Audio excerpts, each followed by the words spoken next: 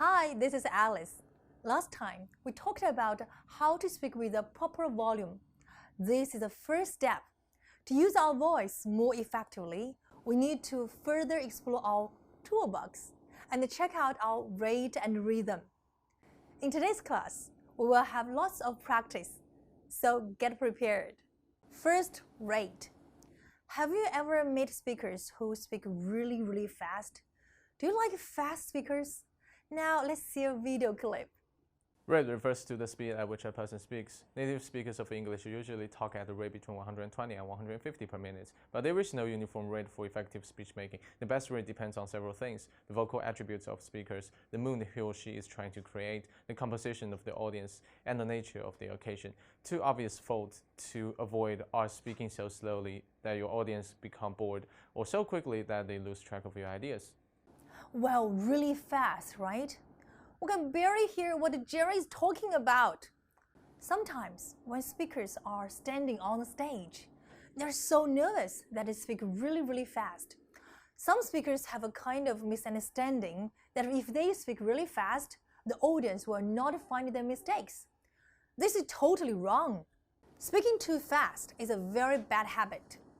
When we speak fast, our audience don't have time to understand fully what is being said. Remember, listening is very hard. If we speak really fast, it is hard for listeners to catch up with us, not to mention understand us and digest what we say. Our audience will not understand our message or have the time to actually feel as we do.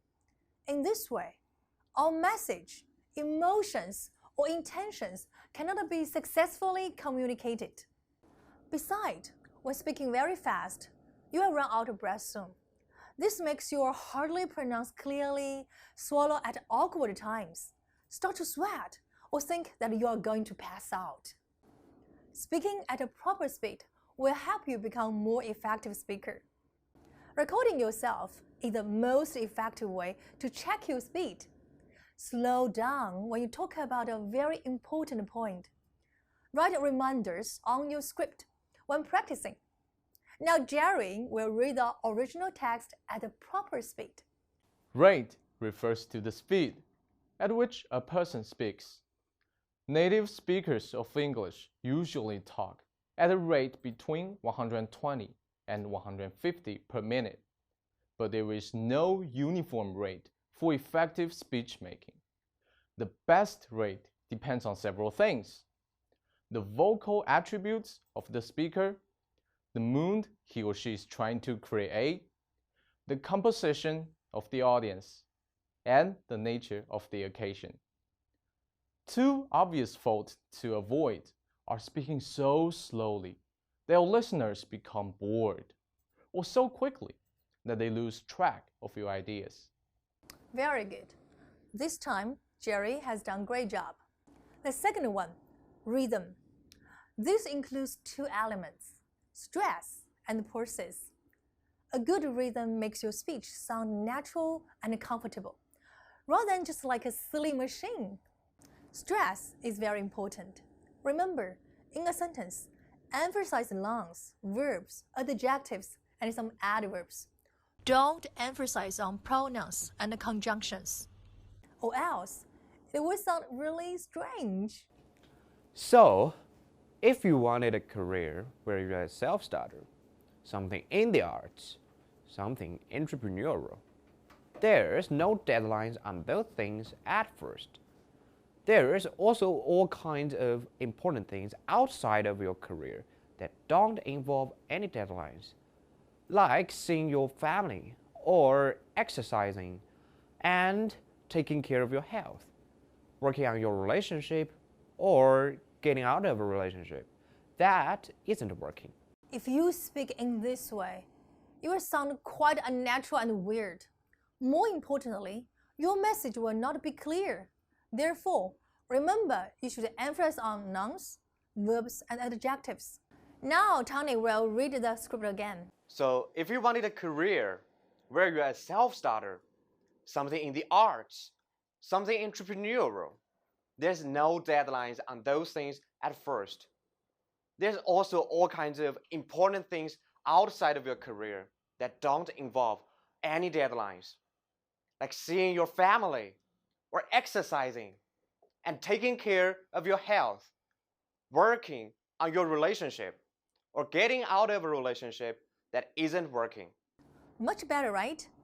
In order to improve stressing part, I will share with you a tapping practice. When you read the script, clap your hands or tap your thigh. When you meet nouns, verbs, and adjectives, and raise your voice. Now Winning will give you a demo and watch it clearly. My grandma was a college teacher before her retirement. She was intelligent, eloquent, and graceful. Because of her wonderful communication skills, her colleagues respected her, and her students loved chatting with her. Even after her retirement, they still visited her to discuss about all kinds of academic projects. For me, my grandma was an amazing storyteller. Before I went to college, she told me lots of vivid stories and answered my countless questions. We have made the words highlighted for you. You may find it hard at the beginning, and your clap sometimes cannot keep up with speaking. But remember, your clapping and speaking must happen at the same time. Your clap is a reminder that you should raise your voice. Slow it down. Practice sentence by sentence. Don't hurry finishing the whole script. Now, my dear students, please stand up. Stand up. Follow Winning and practice according to the script.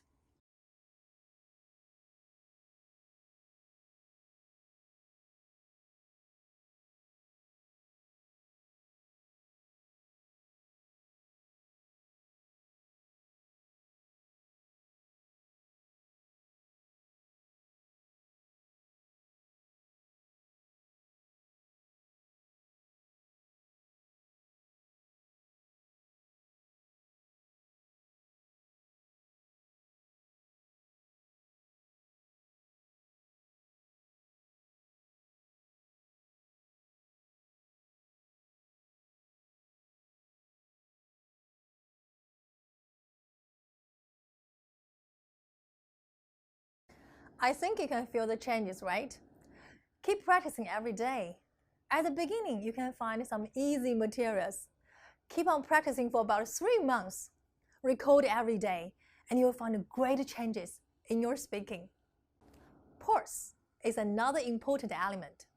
Some of the students have their misunderstanding that if you can speak really fast with a few pauses, this means you can speak really fluently. This is totally wrong. A fluent speech is not equal to a speech without any pauses. Let's check out Cindy's speech. Learning how and when to pause is a major challenge for most beginning speakers. However, as you gain more poise and confidence, you will discover how useful the pause can be. It can signal the end of a thought unit, giving the idea time to sink in and lend dramatic impact to statements. Developing the keen sense of timing is partly a matter of common sense, partly a matter of experience. You would not always get your pauses just right at first, but keep trying. Mark Twain said, "The right word may be effective, but no word was ever as effective as a rightly timed pause." Sometimes silence can be really powerful. Pause to emphasize, like when you're asking a thought-provoking question, making a strong statement, and add punctuation, longer at full stops and shorter at commas. See, we don't have to keep on talking to be powerful, right? Now let's check out Cindy's reading with proper pauses. Learning how and when to pause is a major challenge for most beginning speakers. However, as you gain more poise and confidence, you will discover how useful the pause can be. It can signal the end of a thought unit, give an idea time to sink in, and lend dramatic impact to a statement. Developing a keen sense of timing is partly a matter of common sense, partly a matter of experience. You will not always get your pauses just right at first, but keep trying. I think you can tell the differences. Now follow the instructions on the script and add pauses to the speech. If you don't know how to control your pauses, slow it down and mark on your script. 1/ means shorter pause, and a double slash means longer pause. Use the techniques we just learned and finish it by yourself. Now, pause the video and stop practicing. Stand up. Move your bottom off the chair.